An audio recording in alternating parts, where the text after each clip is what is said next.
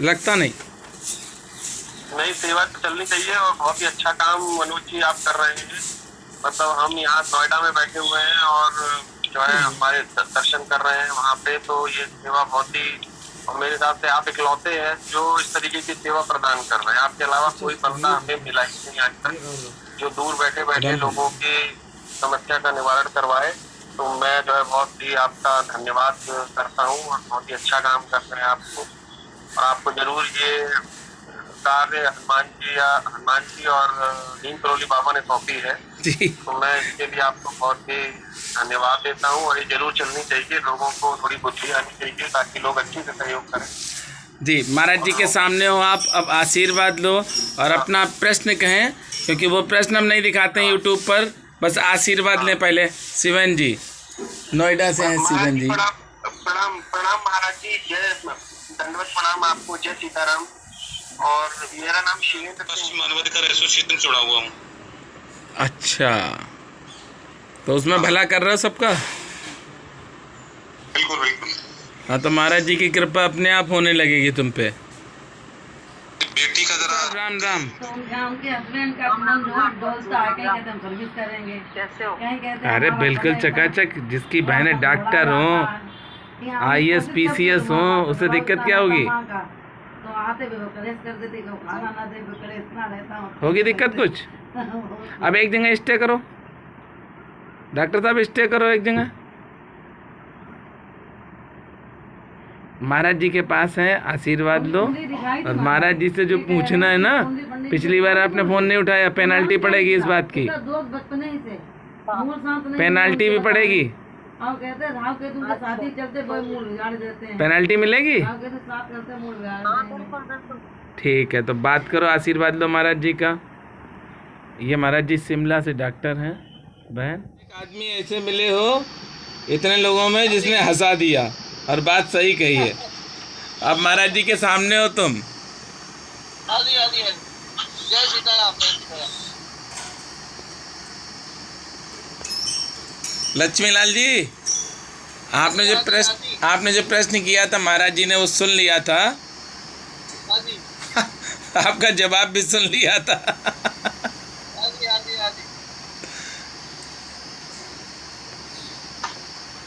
नाम पता सब बताना, उसके बाद अपना प्रश्न और आशीर्वाद लेना, क्योंकि महाराज जी का आशीर्वाद मिल गया, कोई प्रश्न की आवश्यकता है ही नहीं फिर।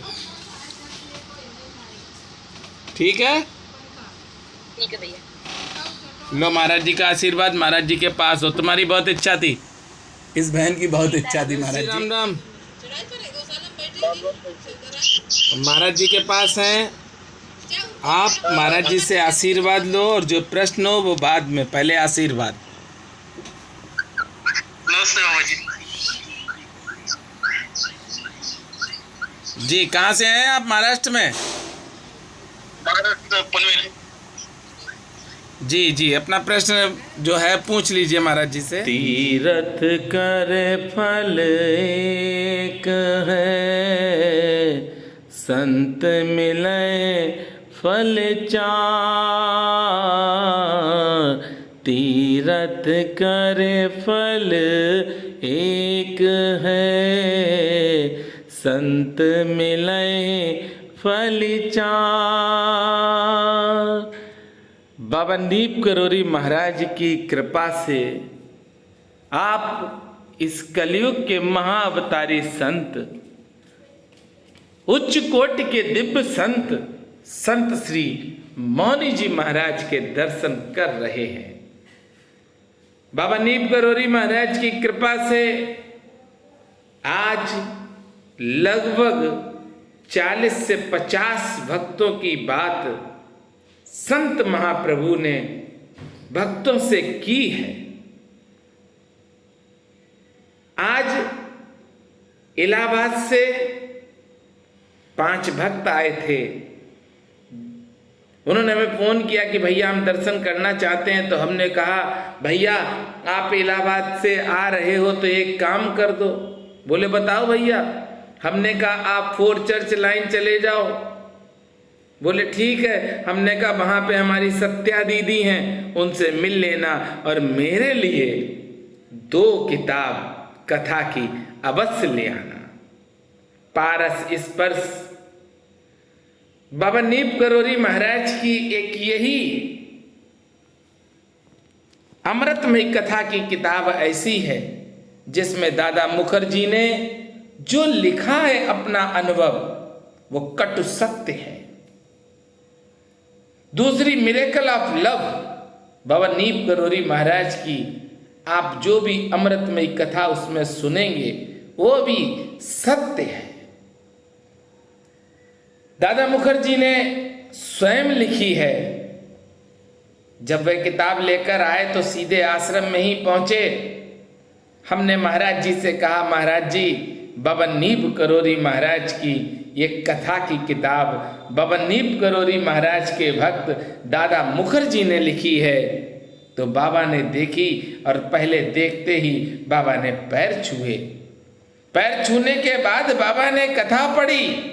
किसी से कोई बात नहीं की गई। तब तक हम सब शांत बैठे रहे।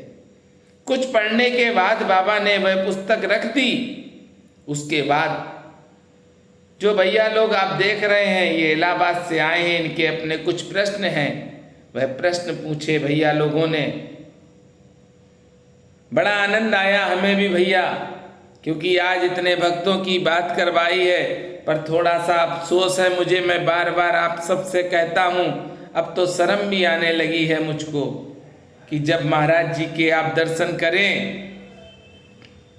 महिलाएं श्री राधे सीताराम बोलें और जो पुरुष हैं वो प्रणाम और दंडवत प्रणाम बोलें।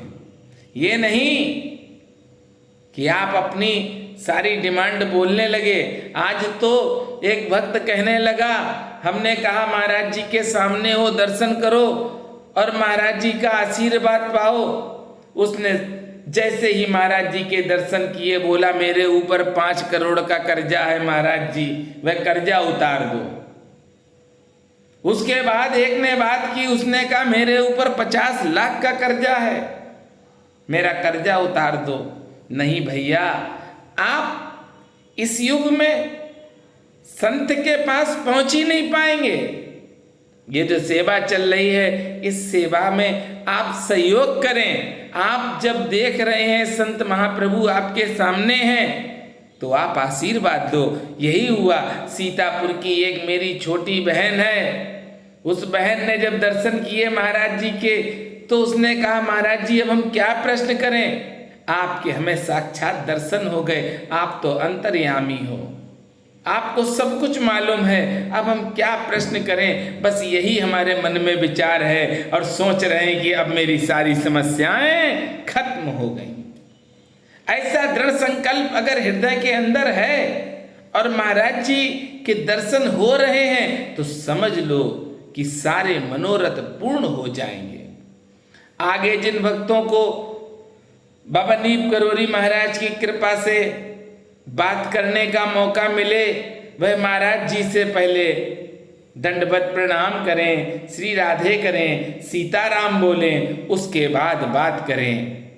अगर ऐसा आप सब नहीं करेंगे तो मुझे कष्ट होता है, बहुत कष्ट होता है, क्योंकि मैं निस्वार्थ भाव से सेवा कर रहा हूं।